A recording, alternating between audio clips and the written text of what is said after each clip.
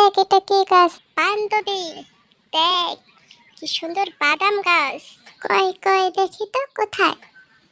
Wow এত সুন্দর বাদাম গাছ, অনেক সুন্দর। এর আগে আমি কখনো দেখিনি। কি সুন্দর লাল লাল পাতা। আর কই ওয়াও অনেক সুন্দর তো বাদাম গাছ। সুন্দর বলে তার জন্য না, এই বাদাম নাকি এর মানে চোখা সহই খাওয়া যায় জানিস। অনেক সুন্দর লাল লাল, বেশ সুন্দর দেখতে লাল লাল, আবার বাদামও হয় লাল লাল। দারুণ তো ব্যাপার।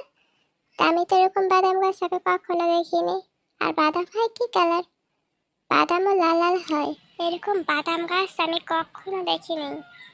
আর এই বাদাম নাকি চোখলা সহ খাওয়া যায়, এটা জানিস?